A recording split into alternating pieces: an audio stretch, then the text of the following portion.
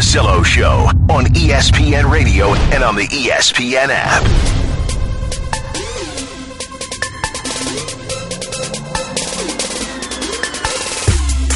I was driving in today, and I told Freeze Pops that I didn't tell him. I told myself I was going to tell Freeze Pops that I wanted the original Will Smith Summertime, but I want the Summertime sample because I heard DJ Wonder doing it this morning on my ride in, and it put me in a great mood. And it was so weird, and this is going to sound kind of jerky. Shocker, right? Russillo Show, ESPN Radio. But question to you, Will Cain co-hosting with me today. Is it wrong for me to wish the song Summertime wasn't Will Smith? Like, if somebody else did it, would it be better? Should it be remade? Do you care? No, I care. I only care because I like to learn about you. It's insight into you. You're above Will Smith, but you're not above this song. And that's what you're trying to reconcile. I don't want to be a hater, you know, like as I've said this a few times, I think in the last year. I'm just kind of tired of like all the consumption of this guy's the worst, this one's terrible, what are you doing? I don't want to be a hater with a lot of stuff, but like Will Smith isn't my favorite, but he's out there living his life. He's doing his thing. Yeah, his kids post every now and then can freak me out, but you know what? Maybe he's having fun with all of us too. So like, I don't want to beat up on a young kid either, but I like that sample so much, and the original sample is so good that I kind of want it to be done by somebody I really, really like. Here's what I think. Okay. I think you shouldn't worry about it. I think you should be a trendsetter. And I think if you, 42-year-old, 41? 41. 41. A little time. Year-old Ryan Russillo, roll around in your ride with the windows down, pumping. I'm not talking about listening to. I'm talking about pumping Will Smith Summertime.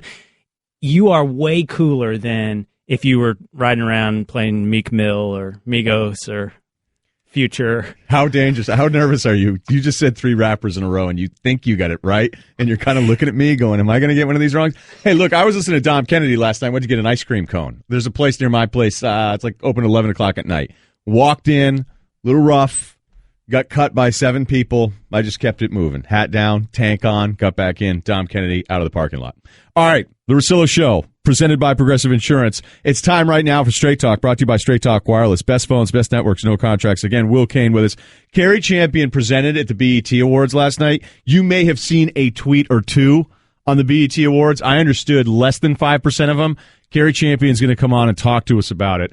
2:45 Eastern. I can't wait. Really excited. I have a question for you, though. Yes, sir. So with all the NBA stuff that's happening, and it's going to keep happening because we're right in the middle of this awesome soap opera of the NBA offseason. Last night we had heard, and we told you on the show, the Cavs were looking for a third team, younger pieces to flip that to the Pacers so that they could get Paul George on Cleveland. And then Denver was the reported piece last night, Mark Stein, Chris Haynes. Okay, before we worry about any of that stuff, because I'm not sure that any of it's imminent, it's just that we know that a lot, you've even pointed this out, a lot of the offseason is about LeBron, and LeBron personally is trying to find a way to gear up as much as he possibly can. Right. I believe LeBron is the most powerful athlete in team sports I've ever seen going right now. Is that something you would agree with? Sold. Bought. I'm in. That's unassailably true. So we're also looking at what can the Cavs do this offseason to prepare themselves for this upcoming year, because if it isn't good, if they don't get the pieces LeBron wants, and it's still very challenging to get these kind of players when you're kind of just moving contracts around, or Kevin Love, who I think is now becoming underrated. But if it's ugly in 2018, then LeBron opts out and he can move on. You think that would be as bad as him leaving 7 years ago for Miami? Do I think if LeBron bails next year, Yes. it's as bad as 7 years ago? Yes. I do not. You do not. Okay. I do not. I thought we talked about this, but No. Really quickly. I'm not going to derail us here. I think you can only cheat on your spouse once. I mean, if they bring were you, you shocked? they bring you back. It's on them at that point. I mean, if LeBron leaves again, it's on Cleveland. Okay. All right. So he's done the damage. So we're in agreement, most powerful. Then we do agree that if you've already had this happen to in your Cleveland, like you can still be upset if LeBron leaves in 2018, but it's already kind of happened. You've come back, you've won a ring. But I think we're collectively, even if people aren't going to like his next move, like there's not going to be a bunch of people going, yay, he went to the Lakers. I love this guy. He's awesome. It's just not the way we operate. But we're going to be a little more numb to it because we've already seen it happen not only with LeBron, but with Durant. What if I told you somebody in the NFL who is LeBron's contemporary, it's Tom Brady. Like these guys are not just really good. We're talking about perhaps positioning themselves to be the best that have ever done it in their sport. Brady is going to be 40 in August. He'll have made about $200 million career earnings. He could leave after next year. What if Brady said, you know what I want to do? I want to choose my ending. I want to run this thing the way a LeBron runs it, because we don't have anyone in the NFL that even shows a glimpse of having that kind of individual power that LeBron has. What if Brady said, I want to play for the Niners, lifelong dream, childhood team. I want to resurrect him. I want that to be my final chapter. How would that be consumed? Would it be good for him? Would it be how dare you? I think it's just really interesting to think in one sport we're becoming more accepting of it in the NBA, but we don't like it. Where in the NFL, we never even think of it as an option. I think it'd go over like a lead balloon. I think it'd be a fart in church. It would not work whatsoever, even to the, well, I was going to say universally praised, but Tom Brady's very divisive, right? Very. Isn't that right? I think the anti-Brady stuff at this point is just you're a Jets fan and you hate him and you're going Deflategate and Spygate and you just don't want to. You're trying to find ways to make yourself feel better about your team. I'd like to see an approval poll on Tom Brady. I bet his negatives are pretty high. Not that they should be. I'm not arguing for should. I'm just saying is. Okay, but it's not who he is as a player. If you're just going about it and saying, like, I just have a hard time believing that there's still a guy at Buffalo Wild Wings is sitting there being like, I don't know, dude, system QB. Like, I know there's going to be somebody. I'm not saying there's zero people that say it, but I don't think it's a lot of people that have a ton of friends. That's right. All that being said, I agree with you, Brady's position in football. I think Brady's the greatest quarterback of all time. I actually think Tom Brady's the greatest football player of all time. I think Tom Brady's respect ratio to hate ratio is heavy on the respect side. And if he tried to pull a LeBron James move and said, I want to play in San Francisco, boyhood team, 49ers, that's my dream, I think it would be crushed in the media. I think he would be seen as a prima donna. I think he would be seen as, who do you think you are? Trying to engineer the outcomes. Football is about team. Yeah. I think it would go over horribly. I think LeBron gets this path, not all paths, but this path, much more made available to him than Tom Brady ever would. That's kind of interesting. You don't think so? What do you think? There's a million different ways I could look at this, where the first thing is if you're in the car, you're going, well, why would Brady ever want to leave? LeBron wanted to leave because he didn't believe in Cleveland, didn't believe in their management. And the sports are really different because you just have to link up with one of those other two, top 10 players, top 20 players. But we're setting the why aside. So Brady wants to, period.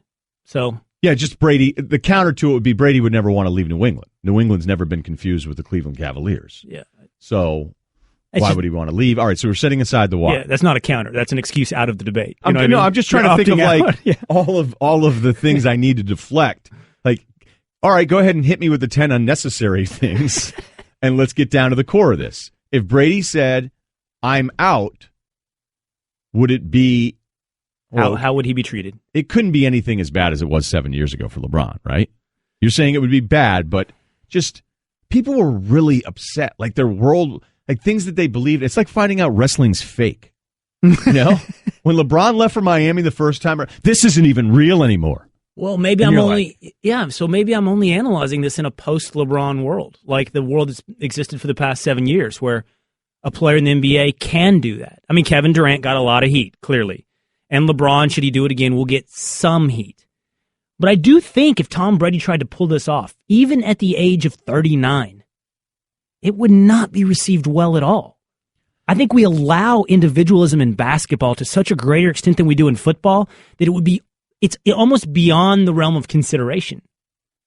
I want to do a little bit more on this perhaps, but there's also something that you said today about what?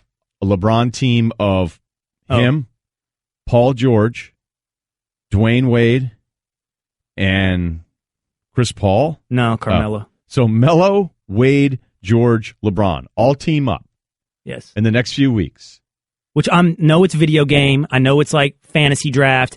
But Brian Windhorst reports that if Carmelo Anthony and Dwayne Wade are bought out, there will be interest in Cleveland, mutual interest. And your answer bummed everybody out. So we'll do your answer on what that team would be with Will Cain, Straight Talk Wireless, nationwide coverage on America's largest and most dependable 4G LTE networks. The Russillo Show on ESPN Radio. ESPN Radio is presented by Progressive Insurance. Compare rates for you so you get the best deal, even if it's not with us. Saving you time and money. Now that's Progressive. Call or click today. Brian Windhorst will try to help us sort out all the moving pieces and what could be the Cavs, trying to find a way to add Paul George. Will Cain all day today, and then we're going to do a BET wrap with Kerry Champion next hour. Are you ready for that? I mean, 100% not.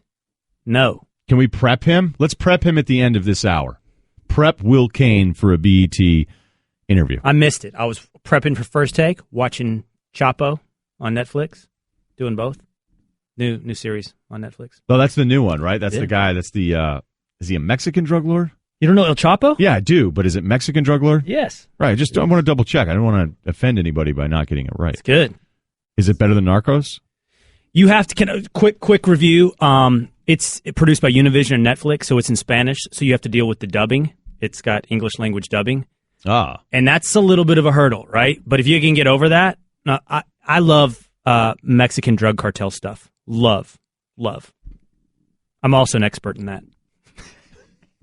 Wait a minute. I had this whole time I've been working with you, I had no idea that I was sitting next to a Mexican cartel expert. Yeah. You want to talk about the Zetas, the Sinaloa cartel? We can talk about that. You guys should have that in the post-show pod.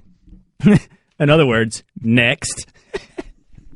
So Brian Windhorst is trying to sort through the three-teamer. Mark Stein, Chris Haynes had it over the weekend, and that is, can the Cavs find a way to get Paul George? And the stuff that was reported on .com from Stein and those guys was just that it was George coming to the Cavs. Love would actually go to the Nuggets. The Nuggets would send a bunch of pieces over to the Pacers because the Pacers don't want Love. They want young guys. They want draft picks. I still wasn't quite sure what the Denver pieces would be in all this.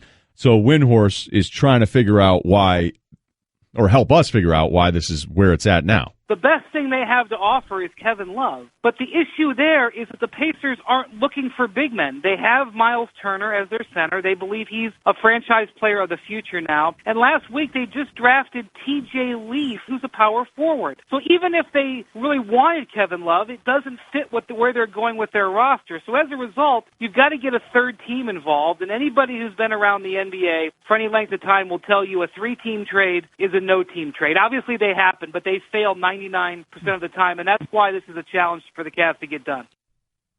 I also don't think there's anyone in the East, like Boston has picks, they have things the Pacers would want. Why would Boston, who also wants Paul George, and there were reports saying that they think that they could get him on an extension in a trade, which I'm not sure I even believe, but why would the Celtics want to help him? Okay, why would the Celtics want to help Cleveland down the road? It just doesn't make any sense. Would Denver, if you're moving younger pieces like a Gary Harris, is Jamal Murray somebody they wouldn't move and then add Kevin Love to what they have out there? Okay, maybe, but it's still going to be something the Pacers feel really enticed about. And then it comes down to like, wait a minute, are we doing something we like, or are we just helping the Cavs get Paul George? Mm-hmm. But there was another story that you guys were doing on First Take that was even bigger than this. It was just kind of a make-believe thing, right? Well, I know this is from Brian Windhorst, and he's saying, and apparently said on ESPN Radio on Thursday night, that if both Carmelo Anthony and Dwayne Wade are bought out by the Knicks and Bulls respectively, when this summer, then the Cavaliers are a likely landing spot for both of them. And that, let's for the moment set aside the probability of that coming true. I think you and I can both realize the probability on that low. That's why I said it was kind of make believe. But I do think it illustrates something, Ryan. Okay. Even if we take this low probability assumption that Dwayne Wade, Carmelo Anthony sign for veterans minimums with Cleveland in the offseason, and they pull off this Paul George trade, would a team of Kyrie, Paul George, LeBron James, Dwayne Wade, and Carmelo Anthony beat the Warriors? And I think the answer is clearly no. I don't think that all-star team from 2007. Not entirely fair, but you say 2011, maybe 11, and then Paul George gets in the conversation. I don't think that team beats the Warriors. I don't think it come. I don't even think it's all that close. Close might have been pushing it. See, that's where you didn't need to do it. You didn't need to do it. That group, I was good till that. That group doesn't beat the Warriors. And how was that received? Poorly. What? Man, I think fans. Was it just the noises that you heard? Or do you think it was an overwhelming response that you're wrong? Like, people think you're wrong for not thinking that group could beat the Warriors. Well, I mean, who knows how accurate social media is of what's going on. Still haven't gotten that lockdown yet. No. Have we? We haven't. Have I not, or has the world not? No, I just saw an app today for a new tape measure. It was unbelievable. The graphics, the demo, where it's basically you take your phone and then you go from like one end to the other end, start, stop, and then it runs how long the tape measure. Yeah. And then the actual graphic is the tape measure, and they did the demo next to a real live tape measure. Yeah. You know, pulled all the way out. Stanley deal. Love it. I want that app. Yellow tape, 46 inches. Now we're at 48. We got quarter inches. We got eighth. We got 16th. This is great. Then some contractor reply goes, would never use this on a job site.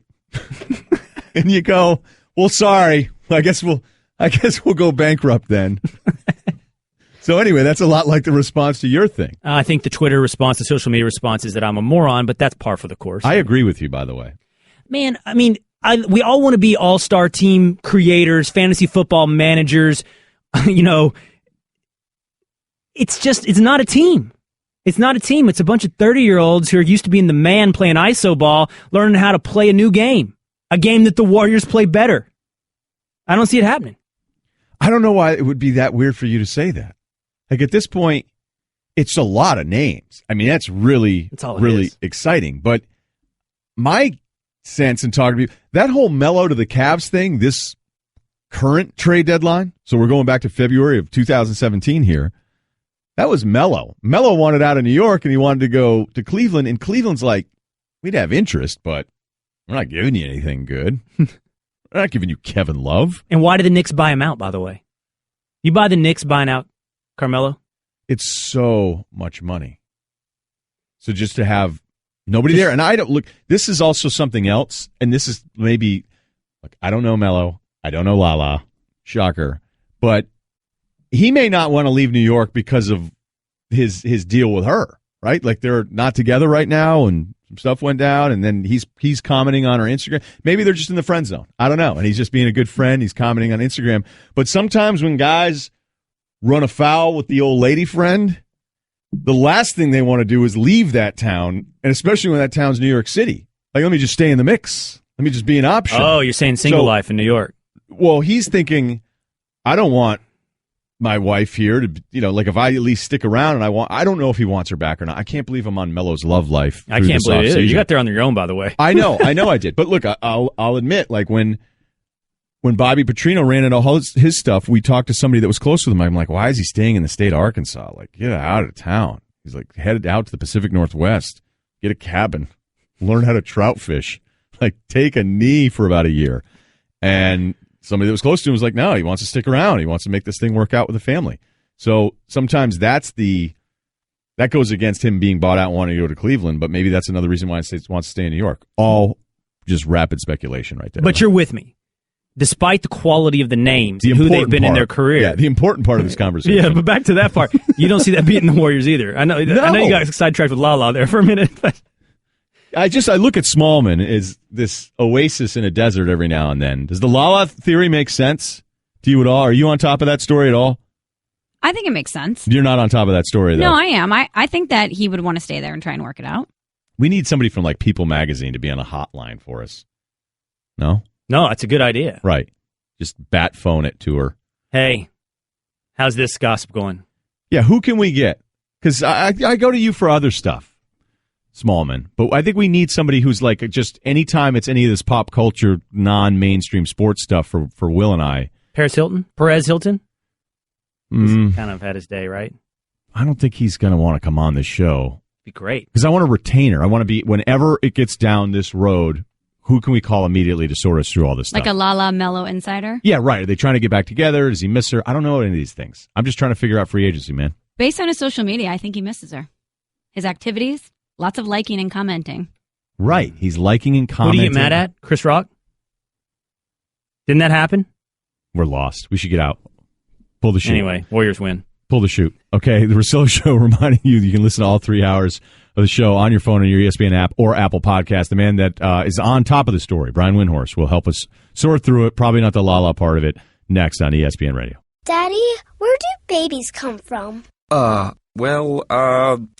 Mommy went to the store. Oh, well, you see, there's a mommy and a daddy, right? Right. And see, when they call Geico, they could save a bunch of money on car insurance. Oh, really? And that makes them happy? Yes, that makes them very happy. That's good. Yeah.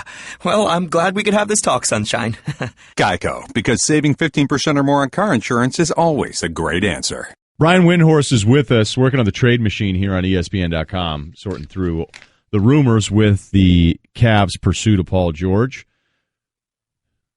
Joining us now with Will Cain here again, Brian Windhorst on the Shell Pennzoil Performance Line. Get instant gold status at Shell. Join the Fuel Rewards program now at fuelrewards.com/gold.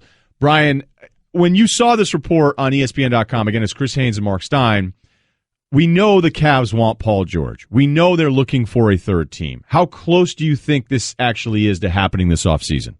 It was a good idea by the teams last week because Denver not only is dying to get a star player, but was willing to trade its first-round draft pick. I know this because Denver did trade its first-round draft pick to Utah in a separate trade that they did anyway. And the problem here, at least for the Cavs' pursuit of Paul George, is that they're not natural trade partners with Indiana, so you have to bring in a third team. Denver was a good option because Denver isn't really in the game for Paul George, although maybe they was one of the reasons why they didn't work, because they was like, listen, well, maybe we can talk to Indiana directly, but also because they have extra abundance of young players and they're willing to move their draft pick.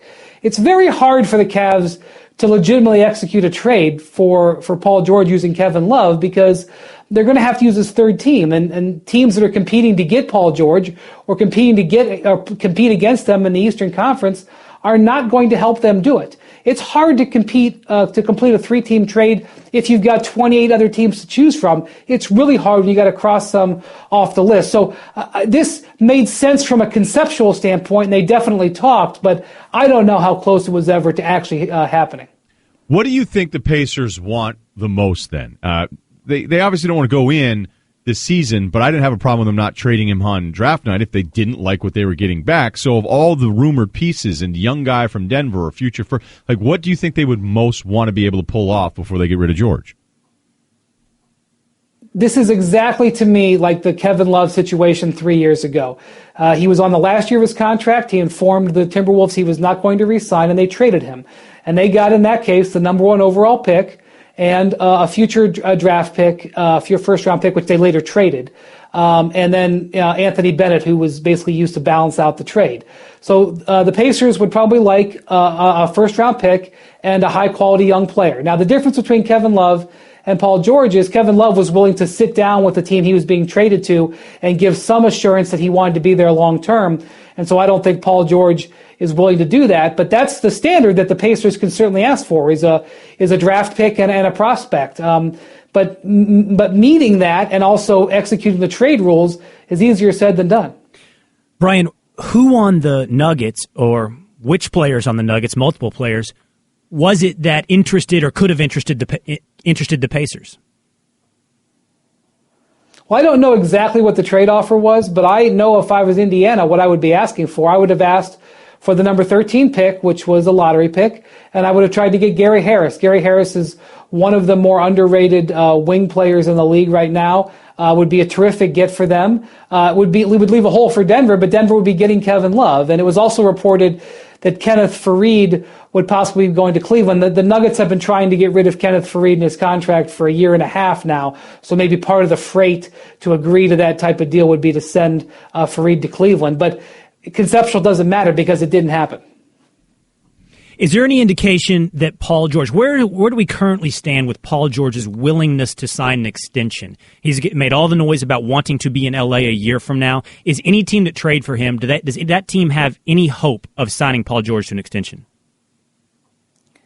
Well, of course, because things change in the NBA on an hourly basis. The concept that anybody in the world knows what the lay of the land is going to be in next June, I can tell you that nobody knows what the lay of the land is going to be at 5 p.m. That's just the way it is in the NBA. So certainly, if you traded for Paul George, just because he says he doesn't extend with you doesn't mean he won't. He's not writing it in blood. But that said, it certainly doesn't it doesn't make you want to offer a heck of a lot for him, and it reduces the position that the Pacers have in trade talks. And frankly, if you look at what the Timberwolves got for Jimmy Butler, which was 2 young players and a top 10 pick, they couldn't even get that for Paul George because Butler has 2 years left on his contract and isn't announcing to the world he wants to sign with the Lakers. That kind of put sort of put a standard on these types of trade talks. It's very hard. The thing I would say to the Pacers, and the Pacers know this, is that in free agency, things change so fast in the league that potentially opportunities could create that don't exist today. A player movement could happen or a defection could happen, and all of a sudden a team that wasn't interested in making a certain offer for George could change in a week. And that's why I think the Pacers have to practice some patience here. Their best offer may not have come yet. Brian Windhorst, The Russillo Show. It's ESPN Radio. One other thought here, and I know Will had talked about it on First Take. We did it earlier on our show here. The theory being if Wade and Melo got to a buyout situation, that they would join up and all this kind of new super team stuff with Cleveland. Is this still just something these guys hope to do before they retire? Or is this something they think can actually help them compete with Golden State? I mean, getting Dwayne Wade would certainly help the Cavs, and I think that's a more realistic buyout situation short term than Carmelo, but it doesn't help them defend Kevin Durant, Steph Curry, and Klay Thompson. Dwayne is a better defender than Carmelo is, but at this stage of his career, he's not the type of athlete that the Cavs would need. The Cavs need some more defensive athletes. But if you can get a star player like Dwayne Wade for free on the market because the Bulls are paying his money, you certainly are looking to do that. And realistically, if Dwayne gets bought out by the Cavs or bought out by the Bulls, there's only a couple of teams he would seriously consider, and I think Cleveland would have a chance to be on the list. Thanks, man. Thanks, sir. Thanks, guys. All right. Brian Windhorst, the latest there. Thought you were going to ask him about Lala. I'm not. We're efforting Peter Rosenberg third hour. So we're going to try. If you were making a list of people that might know about Lala and Carmelo, I think Wendy is pretty high. I mean, he's pretty plugged in there. You want to call him back? Call him back? Ask. Hey, yeah. Smallman, will you call up Windhorst and go, Russillo forgot to ask you about Lala's Instagram page. Don't tell him. Just call him back and say, the guys have one more question for you. And let's just see. I don't really care about the answer. On a scale from 1 to 10, how irritated will he be?